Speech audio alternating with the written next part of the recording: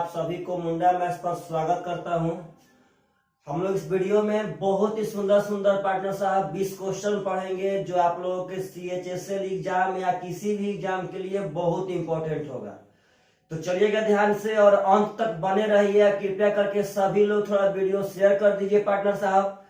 सबसे पहला क्वेश्चन कह रहा है कि पाइप ए और बी किसी टैंक को क्रमशः 12 और 16 घंटा में भर सकते हैं।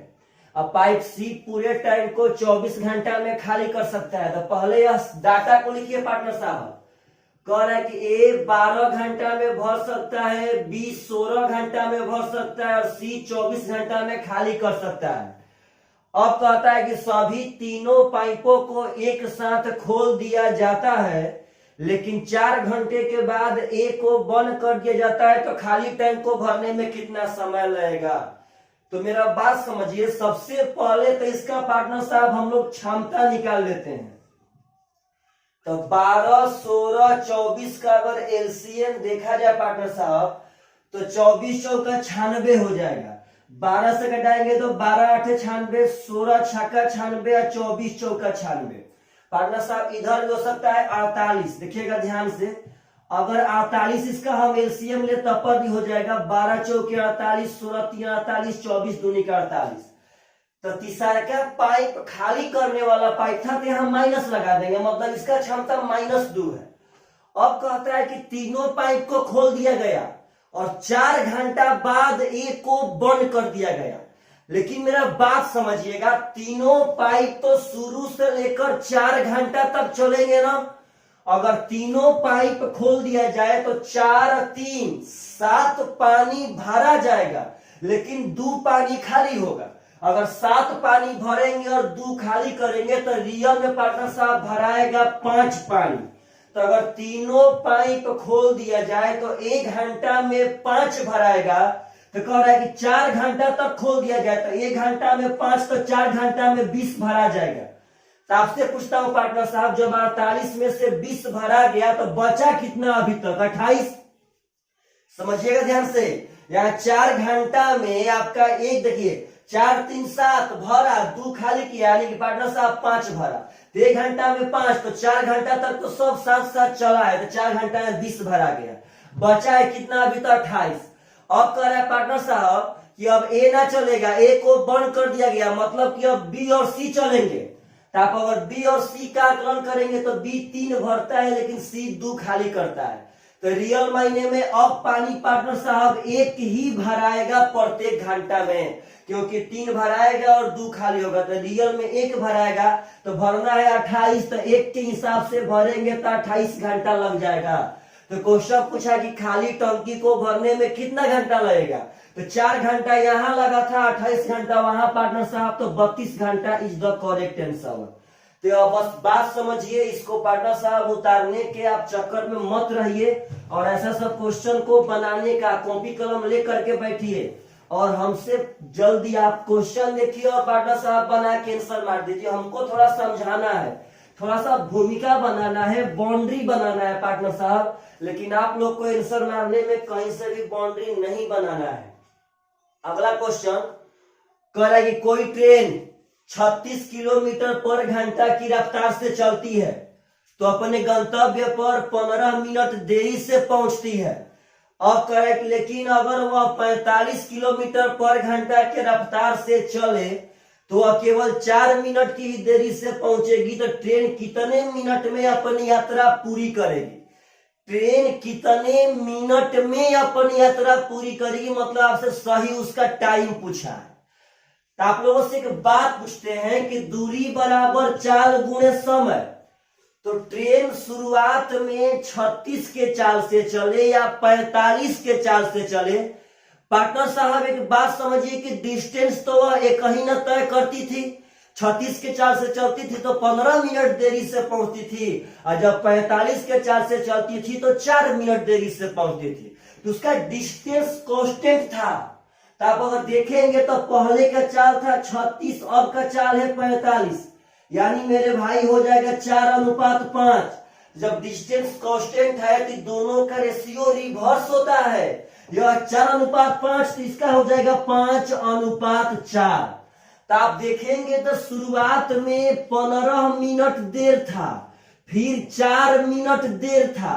तो हम बताए थे कि अगर एक रंग रहेगा तो पार्टनर साहब घटा के, यानी 15 मिनट देर और 4 मिनट देर का मतलब है 11 मिनट का अंतर है दोनों चाल में। पार्टनर साहब 15 मिनट देर और 4 मिनट देर का मतलब है कि दोनों चाल में 11 मिनट का अंतर है। तो यहाँ दोनों समय में अंतर है, एक का यहाँ है 11 मिनट का। तो एक का मान 11, तो 5 का मान हो जाएगा 55, 4 का मान हो जाएगा 44। एक बात समझिएगा, लड़का यहीं पे आंख मूंद के आंसर मार देता है, लेकिन पार्टनर साहब गलत बात है। आपसे आंसर पूछा है उस यात्रा में तय करने में सही समय क्या लगेगा, तो बोलिएगा 55 मिनट कब लगता था, जब वह 36 के 4 से चलती थी तो भाई जब 36 के 4 से चलती थी तो वह 15 मिनट देरी से पहुंचती थी। यानी सही समय तो तब होता जब वह 15 मिनट पहले पहुंचती तब। तो 55 में पहुंची तो 15 मिनट देरी से पहुंची, यानी पार्टनर साहब सही समय उसका 40 मिनट हो जाएगा, ताकि पार्टनर साहब 15 मिनट पहले पहुंच जाए। इस यहां से भी निकाल सकते हैं 44 मिनट में पहुंचती थी कब, जब 45 के 4 से चलती थी और 4 मिनट देरी से पहुंचती थी। तो पार्टनर 44 मिनट में पहुंची तो 4 मिनट देरी से, तो सही टाइम कब होगा, जब 4 मिनट पहले आ जाएंगे तब। तो यहां से ही पार्टनर निकालेंगे तो 40 मिनट उसका सही टाइम होगा, यानी यात्रा करने का सही टाइम है आपका 40 मिनट, आपका करेक्ट आंसर है। तो ऐसा क्वेश्चन आवे तो आप सब आदमी से एकदम जल्दी बन जाना चाहिए। हाँ पार्टनर साहब देर यानी कि एक रंग रहेगा तो घटा करके, और 2 रंग रहेगा पार्टनर साहब तो जोड़ करके हम आपको यह बताए थे। इसके लिए अगर जिसको नहीं मालूम है उसको थोड़ा टाइम एंड डिस्टेंस पढ़ना पड़ेगा। अगला क्वेश्चन पार्टनर साहब कह रहा है कि पाइप ए और बी किसी खाली टैंक को क्रमशः 10 और 16 घंटा में भर सकते हैं। ए भर सकता है 10 घंटा में, बी भर सकता है 16 घंटा में। थोड़ा समझिएगा सब आदमी ध्यान से एकदम पार्टनर साहब। अब कह रहा है क्वेश्चन कि पहले पाइप ए से शुरू करके बारी बारी से 1 घंटा के लिए खोला जाए तो खाली टाइम कितने देर में भर जाएगा। मतलब क्वेश्चन को देखने से आप लोग को पता चल गया होगा कि यह क्वेश्चन पार्टनर साहब अल्टरनेट वाला है। तो पहले ए से यानी पहले ए भरेगा तब बी भरेगा, पहले ए भरेगा तब बी भरेगा। तो चलिए पार्टनर बनाते हैं। 10 16 का एलसीएम हो जाएगा पार्टनर साहब 80। तो यहाँ पार्टनर साहब 8 हो जाएगा, यहाँ 5 हो जाएगा। तो समझिएगा सबसे पहले स्मॉलेस्ट यूनिट टाइम तो 2 दिन है, 2 दिन में दोनों आ जाएगा। तो यहाँ 2 घंटा में, शायद पार्टनर साहब घंटा है, 2 घंटा में पहले तो ए भरेगा 8, बी भरेगा 5, यानी 13 भरा जाएगा जी। तब 13 13 13 तो 13 छक्का 78, यानी 6 पेयर बनेगा। 13 छक्का 78 तो 6 दूनी का 12 घंटा। पार्टनर साहब 12 घंटा बीत जाएगा और 78 टंकी भरा जाएगा। 13 छक्का 78 तो 78 भरा गया, 6 दूनी का 12 घंटा में। 13 काम 2 घंटा में, तो प्रत्येक 13 काम 2 घंटा में, तो 13 13 6 बार, तो 6 दूनी का 12 घंटा, 13 छक्का 78 काम खत्म, बचा है आपका 2 का। तो हम बताए थे कि शेष काम करने का मौका सबसे पहला वाला को मिलता है। तो 2 काम बचा है पहले, तो ए को मिलेगा मौका।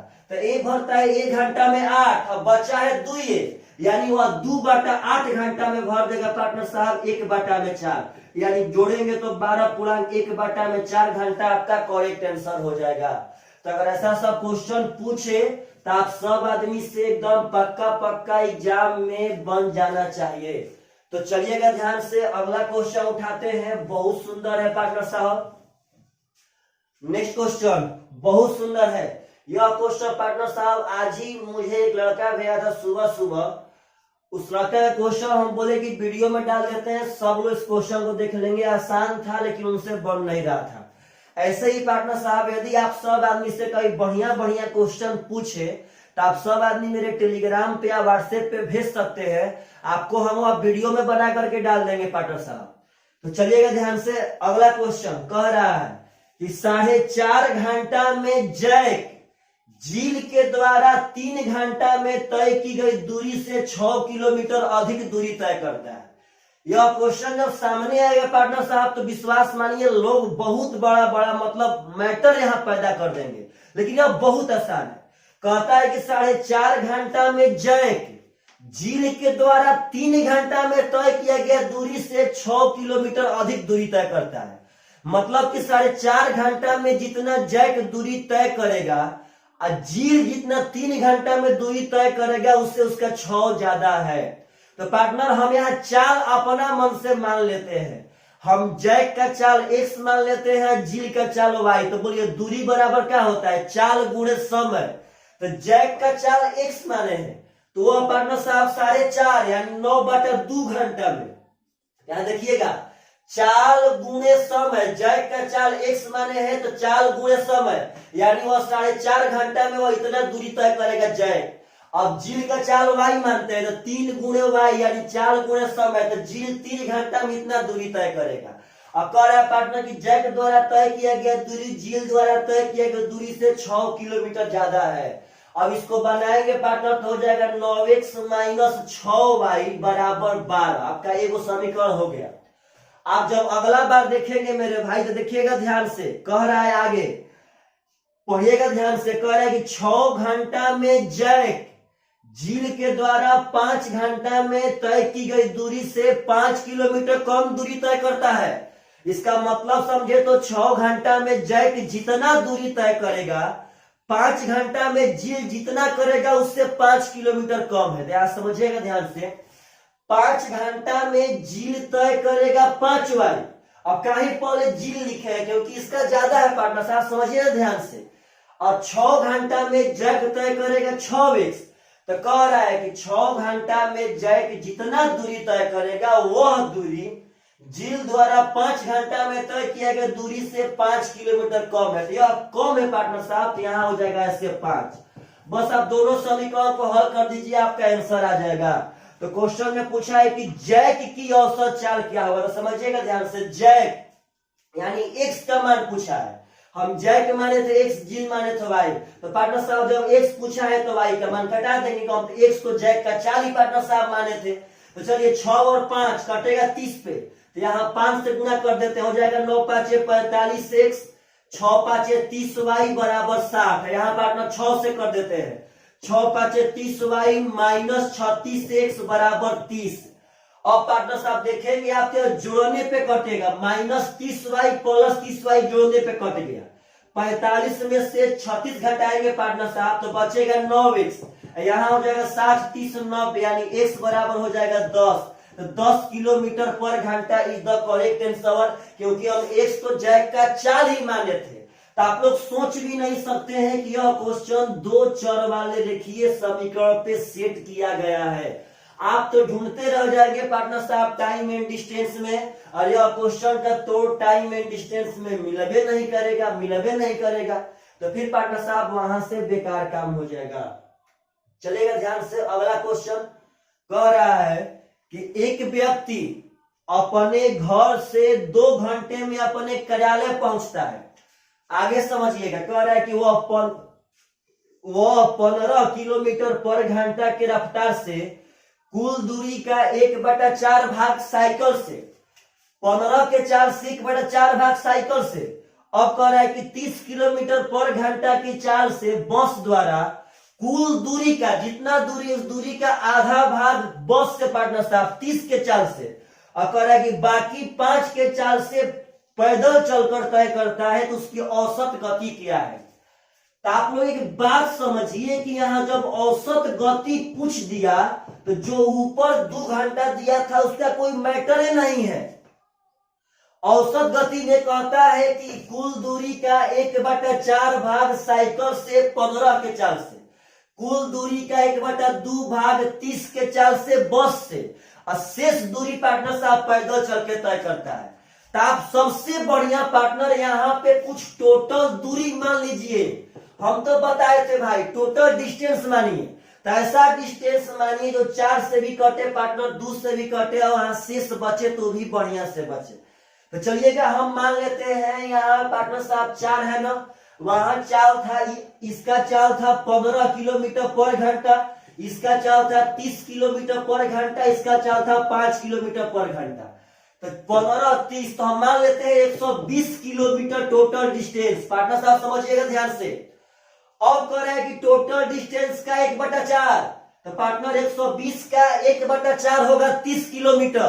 तो कह रहा है कि 30 किलोमीटर वह जाता है 15 के चाल से। तो अगर 15 के चाल से गया होगा तो यहाँ 2 घंटा लगा होगा। अब कहता है टोटल दूरी का 1/2, तो टोटल 120 का 1/2 होगा 60 किलोमीटर। अब कहते हैं टोटल दूरी का 1/2 30 के चाल से जाता है पार्टनर साहब, तो यहां लगा होगा 30 दूनी के 60 यानी कि 2 घंटा। तब शेष दूरी तो यहाँ 30 चल गया, यहाँ 60 चल गया, तो 60-30 कितना हो गया, 90 तो चल गया। 120 में जब 90 चल गया तो बचा है अभी तक पार्टनर साहब 30। तो वह 30 किलोमीटर दूरी 5 के चाल से पैदल जाएगा, यहाँ लगेगा पार्टनर साहब 6 घंटा। तो औसत चाल का फॉर्मूला होता है कि टोटल डिस्टेंस बटा में टोटल टाइम। तो टोटल डिस्टेंस तो मिला के 120 से गया है, 30 यहाँ पे, 60 यहाँ पे, 30 यहाँ पे, तो टोटल 120 किलोमीटर बटा में टोटल टाइम। तो 2 घंटा 2 घंटा 4 घंटा 6 घंटा पार्टनर साहब 10 घंटा, यानी कट जाएगा, हो जाएगा 12 किलोमीटर पर घंटा। Is the correct answer. तो अगर आप औसत चाल पूछे तो डायरेक्ट आप अपना से डिस्टेंस मान लीजिए पार्टनर साहब, और आप बहुत बढ़िया से एकदम बना सकते हैं। तो चलिएगा ध्यान से, अगला क्वेश्चन एकदम बढ़िया से पार्टनर साहब एकदम आप लोग देखिए, जाते जाते एक बहुत गलत काम कर रहे हैं पार्टनर साहब। जितने लोग अभी देख रहे हैं, आप जो कमेंट करते हैं वह लाइव चैट में करते हैं, वह आपके जाने के बाद नहीं रहता है पार्टनर, समझिएगा ध्यान से। वह आपके जाने के बाद लाइव चैट नहीं रहता है। आप लोग कमेंट बॉक्स में जाते जाते कमेंट करके जाइए, ताकि उसको जब हम देखें 1 घंटा 2 घंटा बाद तो आप लोग का व्यू मालूम चले कि ना आप लोग का क्या व्यू है वहां से।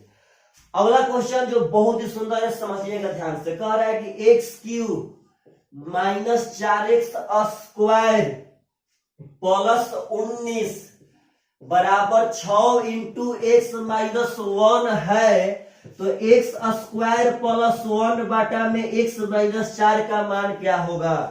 तो फास्ट नाउ पार्टनर साहब, बहुत सुंदर क्वेश्चन है, बहुत सुंदर। इसका पहले मतलब समझिएगा।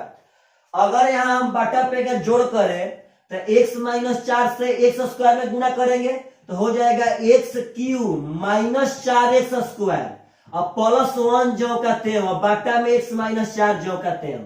अगर 2 प्लस 3 बटा 5 रहेगा तो 5 दूनी का 10 और 3 13 बटा 5। वैसा ही मेरे भाई हम किए हैं, यहां गुणा करेंगे तो x³ माइनस 4x² प्लस 1 बटा में इतना। अब जब ध्यान से देखेंगे तो हमको x³ माइनस 4x² प्लस 1 का मान चाहिए। तो यहां देखिएगा x³ माइनस 4x² और प्लस 1 चाहिए, प्लस 1। इसमें से प्लस 1 यहाँ रखते हैं और 18 को उधर भेजेंगे। 19 को हम 1 प्लस 18 कर सकते हैं ना, तो 1 यही रखेंगे, 18 को उधर भेज देंगे। तो यहाँ है 6x माइनस 6, जब 18 उधर जाएगा तो माइनस 18 हो जाएगा, यानी 6x माइनस 24। तो पार्टनर साहब इतना का मान हो गया 6x माइनस 24। तो जब यहाँ बैठाएंगे हम 6x माइनस 24 बटा में x माइनस 4, तो आप जब देखेंगे तो यहाँ पे 6 कॉमन है, तो हो जाएगा x माइनस 4 बटा में x माइनस 4 कट जाएगा पार्टनर साहब, 6 आपका करेक्ट आंसर। यहाँ 6 कॉमन है तो बच जाएगा x माइनस 4 आपका कट के 6 आंसर हो गया। तो अलजेब्रा का बहुत ही सुंदर क्वेश्चन है, बहुत सुंदर। अगर ऐसा क्वेश्चन एग्जाम में आता है तो आप सब आदमी से एकदम पक्का पक्का बन जाना चाहिए। तो चलिएगा ध्यान से, अगला क्वेश्चन उठाते हैं, बहुत सुंदर। पार्टनर साहब समझिएगा इस बात को। कह रहा है कि 5 सेंटीमीटर किनारे वाले 8 घर को एक के बाद एक जोड़े हुए हैं। तो कह रहा है पार्टनर साहब परिणामी घनाभ का कुल सतह का क्षेत्रफल क्या होगा। तो पहले मेरा बात समझिए पार्टनर साहब, ऐसा क्वेश्चन एग्जाम में बहुत आता है और बहुत अभी आ भी रहा है। 5 सेंटीमीटर भुजा है और उसको हम 8 गो घन है, 8 को जोड़ देंगे तो मेरा एक बात समझिएगा, यहाँ एक बक्सा रखेंगे, यहाँ एक बक्सा, यहाँ एक बक्सा, ऐसे ये 8 गो बक्सा।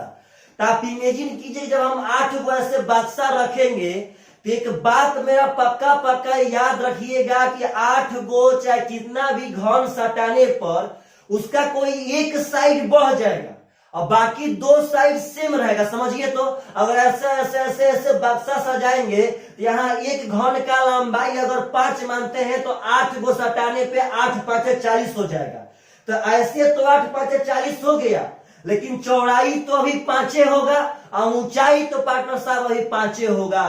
तो मेरा एक बात समझ लेना है कि कभी भी लाइफ में यदि घन जोड़ने का मैटर आ जाए तो जितना घन जोड़ेंगे उसमें से कोई एक भुजा बढ़ेगा। तो अगर 5 आप किसी को बढ़ा लीजिए, लंबाई चौड़ाई ऊंचाई कोई दिक्कत नहीं है पार्टनर साहब। तो 5 सेंटीमीटर भुजा था, 8 को घन जोड़ना है तो हम 8 5 40 लंबाई कर लेते हैं और बाकी चौड़ाई और ऊंचाई सेम रहेगा। तो कुल पृष्ठ एरिया पूछा है पार्टनर साहब, तो 2 इंटू कुल पृष्ठ होता है 2 into LB plus BH plus LH। तो यहां हो जाएगा 2 इंटू LB यानी कि 200 प्लस BH यानी कि 25 और प्लस LH यानी कि पार्टनर साहब 200। तो 200 200 400 तो 425 गुणे 2 तो पार्टनर साहब हो जाएगा 850 वर्ग centimetre is the correct answer. तो पलक झपकते एकदम यहाँ से जब सीख रहे हैं तो सीखिए बढ़िया से कि कभी भी हम घन जोड़ेंगे तो उसमें से एक साइड एकदम माइंड पहले से तैयार रहे, एक साइड बढ़ेगा बाकी 2 साइड एकदम सेम रहेगा। अगला क्वेश्चन कह रहा है कि 7 सेंटीमीटर त्रिज्या वाले एक गोले को पिघलाकर 2 सेंटीमीटर त्रिज्या वाले कितने गोले बनाए जा सकते हैं। 7 सेंटीमीटर त्रिज्या वाला एक गोला है, उसको पिघला करके 2 सेंटीमीटर त्रिज्या वाला कितने गोले बनाए जा सकते हैं। तो गोला का आयतन होगा 4/3 पाई r3, तो 7 का क्यू हो जाएगा पार्टनर साहब। समझिएगा ध्यान से सब आदमी। अब कह रहा है कि 2 सेंटीमीटर त्रिज्या वाले कितने गोले, यहां हम 2 सेंटीमीटर, यहां हो जाएगा 4/3 पाई r3 यानी 2 का क्यू। तो पार्टनर साहब यहाँ एक बात समझिए सब आदमी कि यहाँ इस गोला से यह गोला बनाना है, कह रहा है कितने बनाए जा सकते हैं। तो मैंने मान लिया कि इस तरह गोले n गो बनाए जा सकते हैं, तो यहाँ n से गुणा कर लेंगे, यानी इस गोला का आयतन यहाँ 2 सेंटीमीटर त्रिज्या वाले n गोले के आयतन के बराबर होगा। यहाँ तो पार्टनर साहब कट जाएगा, 7 का क्यू हो जाएगा 343 बाटा में 2 का क्यू हो जाएगा 8 बराबर n। तो पार्टनर साहब यह कटेगा नहीं, लेकिन भागा देके हम चेक करते हैं, हो जाएगा 8 का 32 बचेगा 2 23 8 दूनी का 16। इसका आंसर ही पार्टनर साहब 42 दिया था। इसका आगे तो पूर्णांक में आ जाएगा, वो गोला नहीं बनेगा। इसमें सोज 42 गोले बनाए जा सकते हैं। आपका 42 करेक्ट आंसर है। जो बचेगा पार्टनर उससे अभी गोला पूर्ण नहीं बन पाएगा। इसका आंसर 42 दिया भी गया था एग्जाम में। सीपीओ क्वेश्चन है 2019 का। चलिएगा ध्यान से, अगला क्वेश्चन जो बहुत ही सुंदर है पार्टनर साहब, कह रहा है कि समझिएगा ध्यान से, कह रहा है कि एक दुकानदार एक वस्तु की कीमत इस प्रकार अंकित करता है, उस पे 25% के छूट देने के बाद भी उसे 1% का लाभ होता है। तो इसका मतलब समझिए, इसका मतलब यह है कि कोई भी दुकानदार इस प्रकार उसका दाम बढ़ा के लिखा, उस पे यदि 25% का छूट देके बेचे, इसका मतलब यही है पार्टनर साहब कि यदि उस पे 25% का छूट दे करके बेचे तो पर भी उसको 1% का लाभ होगा। तो कह रहा है कि यदि वस्तु का क्रय मूल्य और अंकित मूल्य 460 रुपया और 736 रुपया है, तो x का मान क्या होगा। पार्टनर साहब क्रय मूल्य दिया है 480 और अंकित मूल्य मार्केट प्राइस दिया है 736 रुपया, सॉरी क्रय मूल्य दिया है 460 रुपया पार्टनर साहब और मार्केट प्राइस दिया है 736 रुपया। तो कह रहा है x का मान क्या होगा। तो पहले मेरा बात समझिए, कभी भी एग्जाम में अगर ऐसा क्वेश्चन आएगा तो विद्यार्थी लोग बड़ा डरते हैं, मतलब उतना जल्दी, मतलब अंदाजे पे बनाते हैं। भाई लोग पहले बात समझिए, उसका कहने का मतलब है कि हम अंकित मूल्य के 25% छूट पर बेचेंगे। तो पार्टनर साहब जब इसका 25% छूट पे हम बेचेंगे तो 25% का तो मान होता है 1/4, यानी पार्टनर साहब 4 का सामान एक छूट पे मिलेगा, तो छूट का होल वैल्यू हो जाएगा 3/4, यानी हमको 736 के 3/4 पे वह सामान बेच देना है। इसमें तो पार्टनर साहब एक छूट हो गया, यानी हमको 3/4 पे बेच देना है।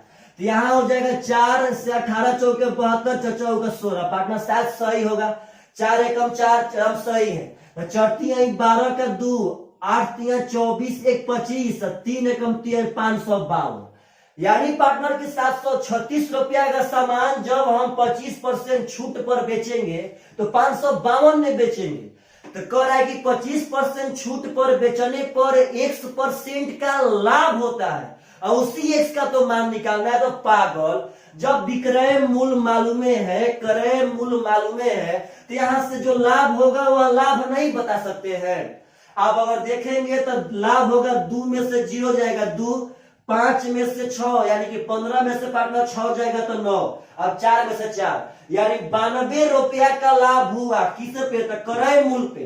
460 पे गुणे 100, तो पार्टनर साहब ऐसा ही कट जाएगा। 46 दूनी का 92, यानी कि 20% का लाभ था, यानी X का मान 20% था आपका करेक्ट आंसर। तो जब ऐसा सब क्वेश्चन पूछे एग्जाम में तो आप सब आदमी से एकदम पक्का एग्जाम में से बन के आना चाहिए। तो चलिएगा ध्यान से, बहुत ही पार्टनर साहब सुंदर क्वेश्चन उठा रहे हैं। अगला क्वेश्चन, यह भी क्वेश्चन एग्जाम में बहुत आ रहा है, विश्वास मानिए लड़का लोग इसमें यह सोच के टाइम बर्बाद कर दे रहे हैं, कैसे बनाए कैसे ना बनाए, कैसे जल्दी बनाए, यही सोचने में उनका 30-40 सेकेंड खत्म हो जा रहा है। तो आपको हम आज बताते हैं कैसे जल्दी बनाए। कह रहा है कि 70 विद्यार्थियों के एक क्लास में 40% लड़कियां हैं और शेष लड़के हैं। अब कह रहा है कि लड़कों का औसत 63 है और लड़कियों का 70, तो पूरा क्लास का औसत क्या होगा? समझिएगा ध्यान से। लड़का का औसत है 63 और लड़की का है 70, तो पूरे क्लास का औसत बोला है। यह संख्या नहीं है पार्टनर साहब, यह औसत। देखिए लड़का लोग क्या करेंगे, गलत। टोटल विद्यार्थी दिया है आपको कितना? 70। अब उसमें कहता है कि उसका 40% लड़की है, तो पार्टनर इसका लड़का आप बोलेगा ओहो पहले 40% निकाल लेते हैं, 28 गो यहाँ तो लड़की हो गई। अब 70 में से 28 पार्टनर घटाएगा तो हो जाएगा 42 गो लड़का। अब क्या बोलेगा लड़का कि ओहो जब टोटल का पूछा है तो बोलेगा 42 गो लड़का का औसत है 63, तो 42 गुणे करेगा 63। अब प्लस पार्टनर साहब 28 गो लड़की का औसत है 70, तो 28 गुणे 70, यानी अब 4200 लड़की का जोग हो, 4200 लड़का का जोग हो गया, या 2800 लड़की का जोग हो गया। तो टोटल जोग बाटा में टोटल संख्या हो जाएगा पार्टनर साहब 70।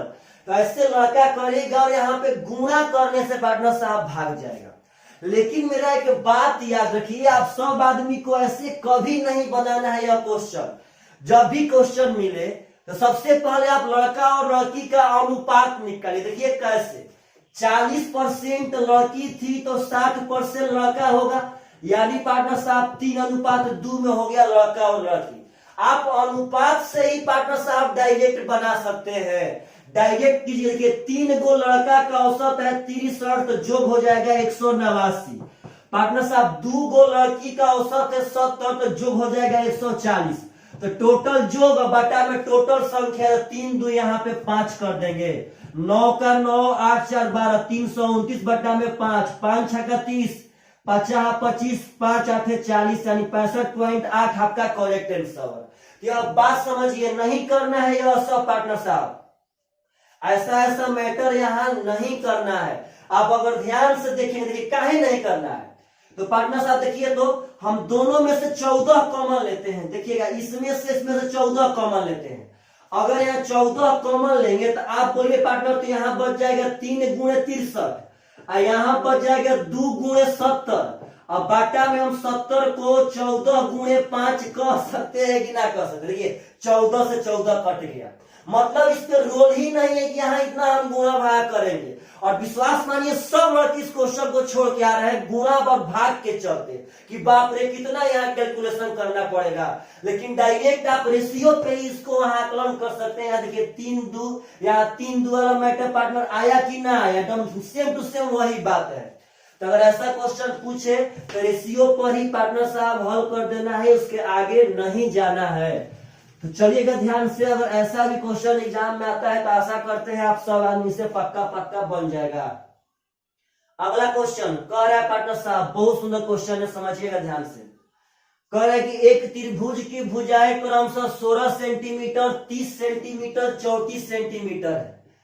त्रिभुज का भुजा है 16, 30, 34। कहता है कि इसके प्रत्येक कोने पर 7 सेंटीमीटर त्रिज्या के वृत्त खींचे जाते हैं। इस त्रिभुज के प्रत्येक कोने पर 7 सेंटीमीटर त्रिज्या के वृत्त खींचे जाते हैं। अब वृत्त के सेक्टरों द्वारा घिरे गए हिस्से को छोड़कर त्रिभुज का क्षेत्रफल क्या होगा? तो पार्टनर वृत्त के सेक्टर द्वारा घिरे गए हिस्से को छोड़कर, यानी वृत्त का सेक्टर, सेक्टर मतलब त्रिज्या खंड, जिसको घेरा है उसको छोड़ के त्रिभुज के एरिया निकाल देना है। तो जो ही त्रिज्या खंड का मैटर आता है तो सबसे पहले लड़का लोग का ध्यान जाता है पार्टनर साहब थीटा पे। इसमें तो थीटा कहीं नहीं दिया, एंगल त्रिभुज का कहीं नहीं दिया है। तो जब एंगल नहीं देगा पार्टनर साहब, तो यह मेरा एक बात समझिएगा, एकदम ध्यान से समझना है कि यह त्रिभुज किसी न किसी चीज को फॉलो करता होगा। यहां आप अगर ध्यान देंगे पार्टनर साहब, तो यह समकोण त्रिभुज का भुजा है। अगर 34 कर्ण मानेंगे तो कर्ण का स्क्वायर यानी 34 का स्क्वायर 1156, लंब स्क्वायर प्लस आधार स्क्वायर तो 256 प्लस 900 1156 हो जाएगा। तो पार्टनर यह समकोण त्रिभुज है, डरिए मत एकदम।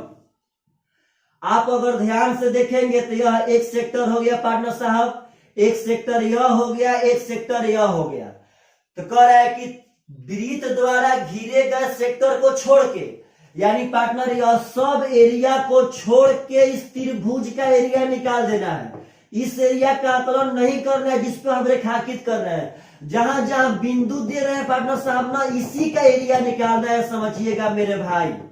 तो आप एक बात समझिए, इस बिंदु वाला का हम एरिया कब निकाल सकते हैं? जब इस त्रिभुज के एरिया में से यह तीनों त्रिज्या खंड का एरिया घटा देंगे तो समकोण त्रिभुज कहने से तो आपका यह 90 मालूम चल जाएगा, लेकिन यह कैसे मालूम चलेगा पार्टनर? यह तो नहीं मालूम चलेगा।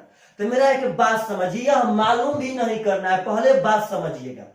आप एक बात समझिए कि यह भी त्रिज्या 7 वाला वृत्त है, यह भी 7 वाला वृत्त है, यह भी 7 वाला वृत्त है।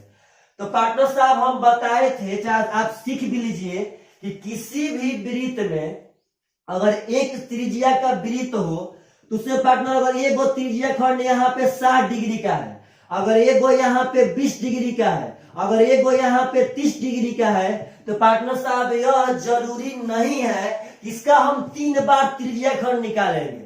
हम यह भी कर सकते हैं कि एक ही बार में 60, 30, 90 या 20, 110 डिग्री पे निकाल देंगे। पार्टनर जब हर एक बार में थीटा बटा 360 पाई आर स्क्वायर, थीटा बटा 360 पाई आर स्क्वायर और थीटा बटा 360 पाई आर स्क्वायर, तो पार्टनर जब पाई आर स्क्वायर कॉमन ले लेंगे तो आपका बचेगा थीटा बटा 360, थीटा बटा 360, थीटा बटा 360। 360 सबका एलसीएम बराबर है तो theta 1 plus theta 2 plus theta 3 हो जाएगा। तो उसी तर्ज पे पार्टनर नहीं जरूरत है कि इसका हम एंगल क्या होगा।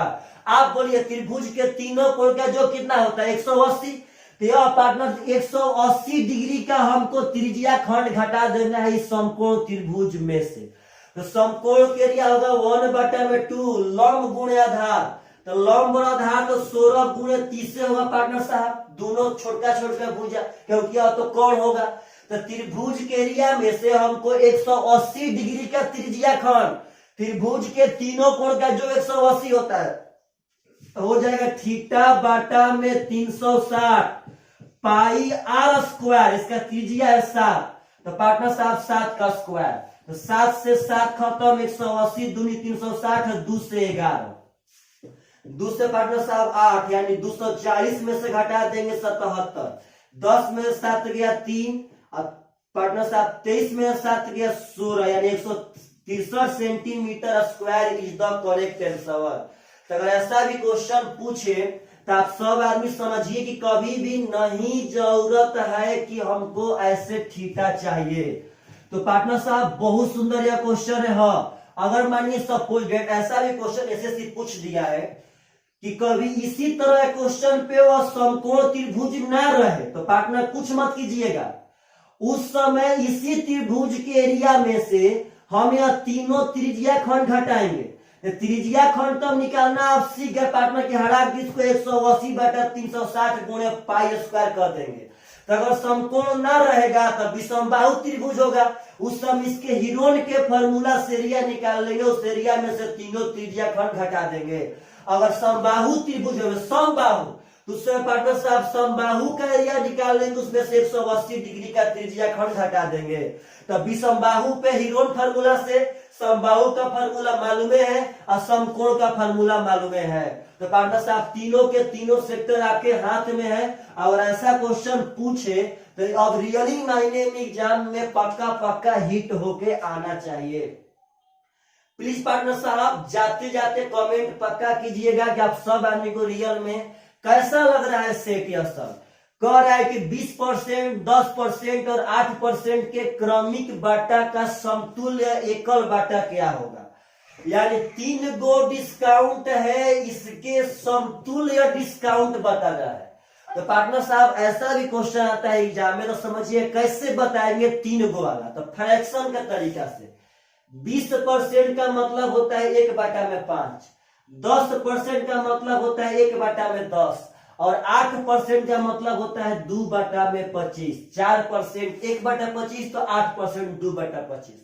समझिएगा ध्यान से, इसका मतलब है कि 5 पे 1 का छूट मिलेगा। तो पार्टनर 5 पे 1 का छूट मिलेगा तो वस्तु 4 में बेचाएगा। यहां मतलब है कि 10 का सामान 1 छूट पे बेचाएगा, तो 10 का सामान अगर 1 छूट पे बेचा है तो 9 पे बेचाएगा।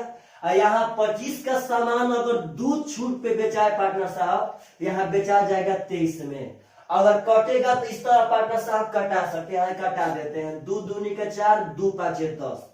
अब गुणा कर लेते हैं, 5 पांचे 25, 5 625 पार्टनर साहब। यहाँ करेंगे तो 9 दूनी 18, 38 54 के 4 हाथ में 5, 18 दूनी का 36 और 5 हो जाएगा 41। तो बोलिए पार्टनर इसका मतलब है कि पहले 625 का सामान था, 414 में बेचा गया। तो बोलिए छूट कितना मिला पार्टनर साहब, तो 5 में से 4 घटाएंगे तो 1 आएगा,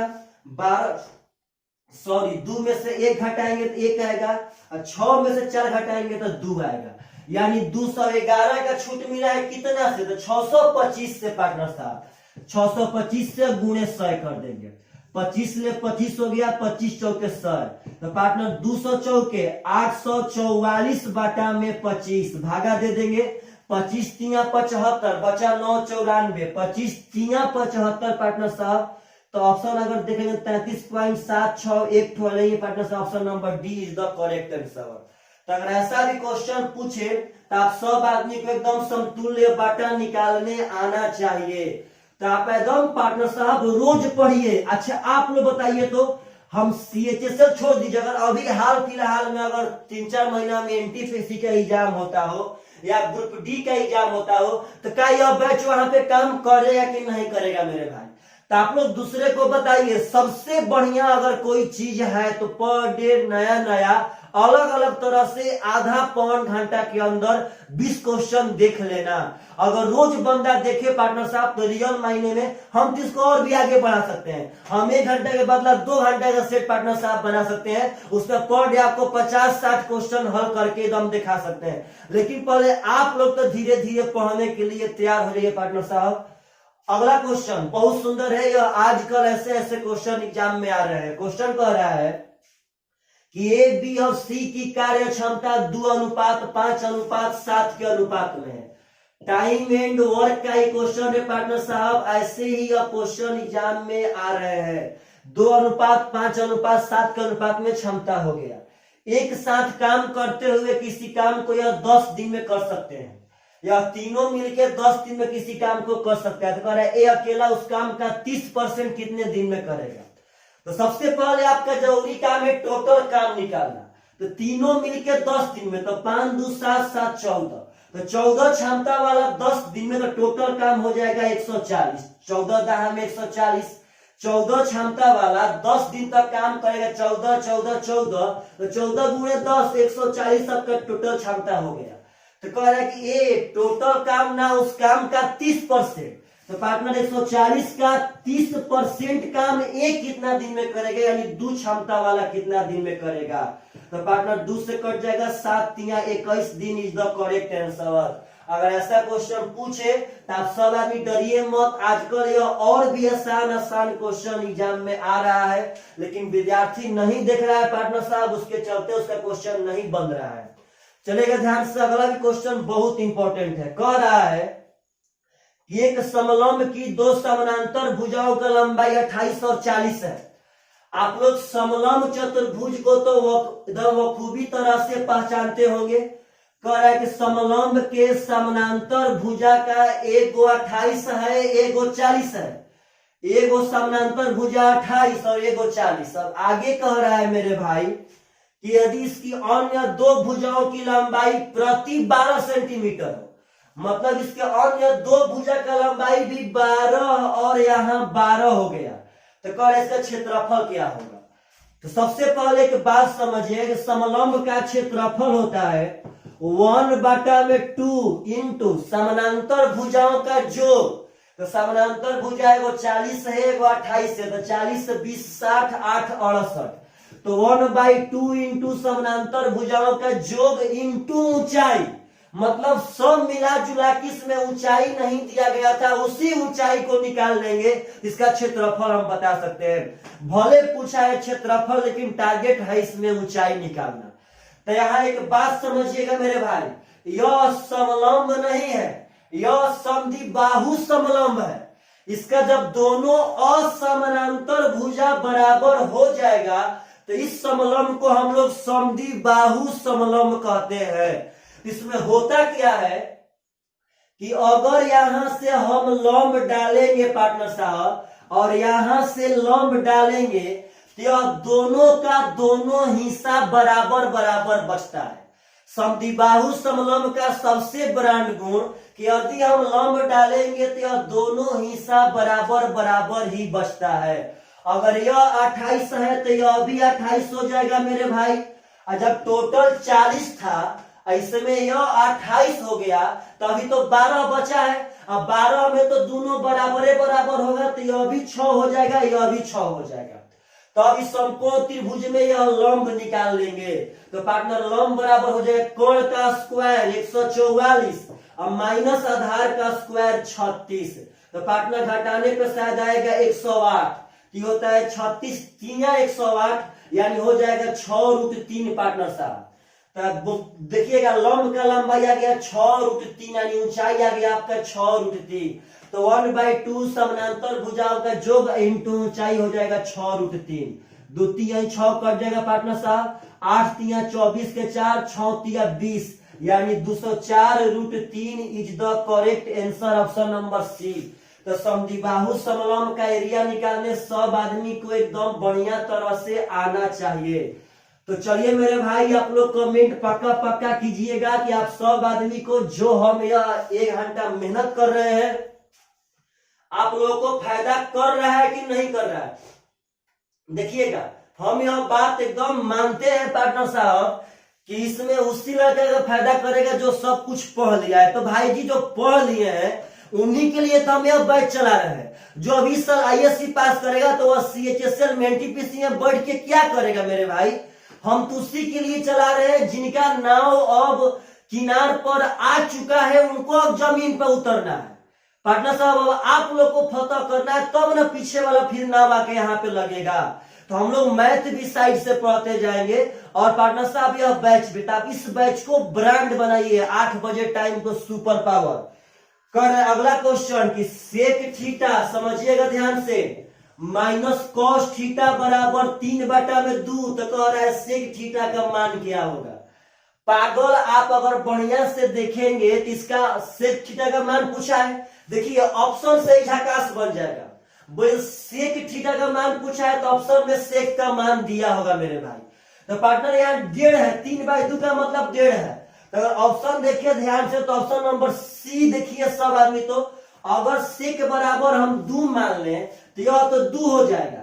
अब कॉस क्या होता है, इस सेक का रिवर्स होता है, उल्टा होता है। तो कॉस का मान 1/2 हो जाएगा। अगर 2 में से आधा घटेगा पार्टनर तो 3/2 आएगा। तो सेक बराबर 2 करेक्ट आंसर है। और नहीं तो अगर कॉन्सेप्ट से यही चीज हम बनाते तो यहाँ हम कॉस को 1/सेक करते पार्टनर साहब, और तब यहाँ सेक का स्क्वायर करके द्विघात समीकरण आता पार्टनर साहब तो बना पाते। लेकिन वह सब जरूरी नहीं है। हाँ, आप लोग ऐसे भी बना सकते थे थीटा मान करके पार्टनर साहब, थीटा वेरीफाई कर लेते वहां से ही बन जाता।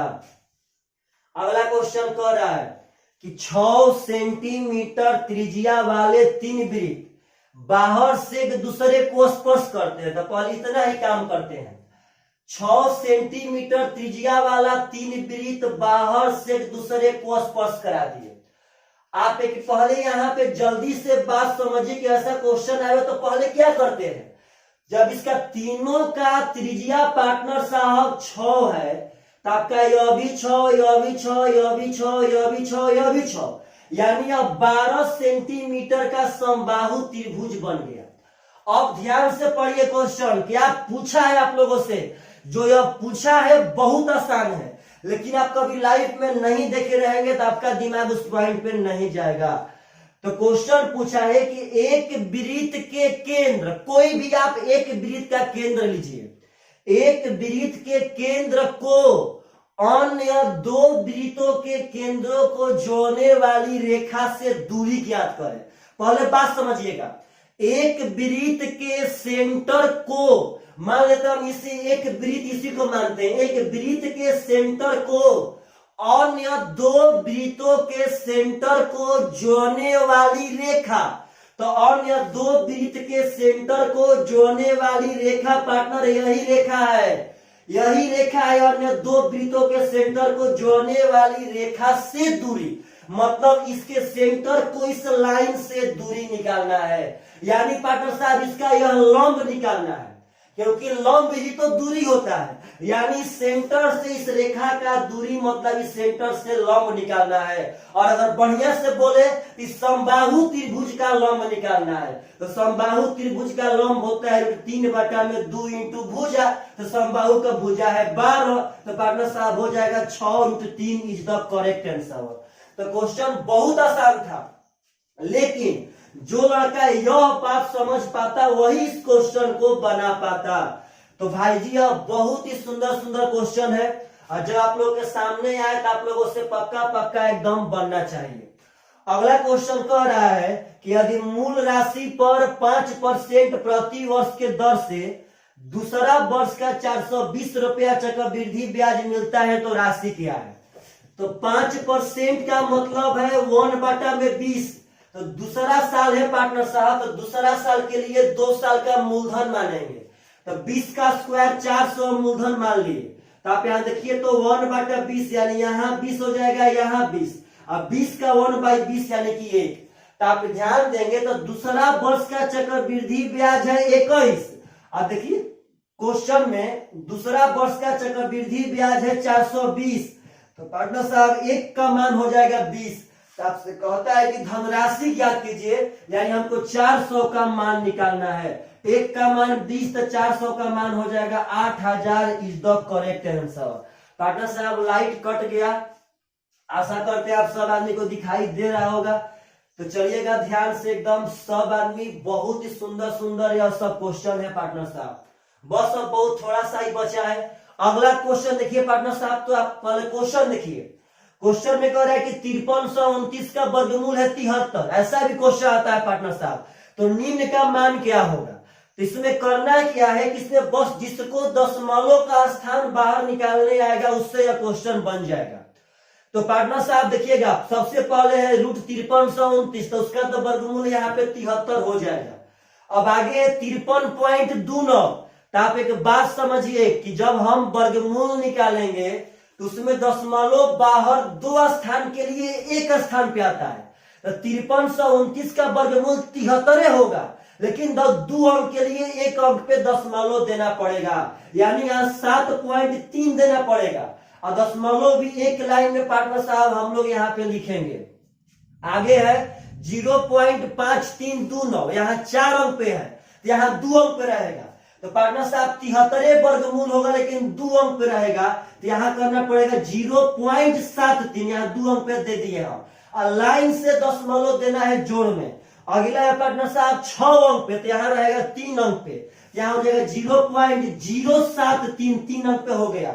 अगला है मेरे भाई 8 अंक पे, तो रहेगा 4 अंक पे, यानी 0.0073 जोड़ देंगे। 3 7 3 10 का 0, 7 3 10 1 11, 7 3 10 1 11, 7 3 10 1 11, 7 1 8, यानी 81.1103 इज द करेक्ट आंसर।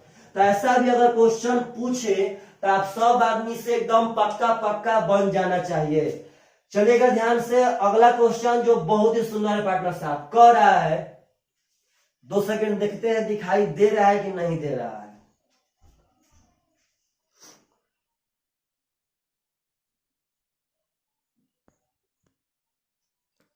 चलिए पार्टनर साहब, फ्लैश लाइट का हम यूज कर दिए हैं, अब आप लोग को शायद थोड़ा दिखाई देगा। कह रहा है कि 3 भिन्न का योग 2.11/24 है।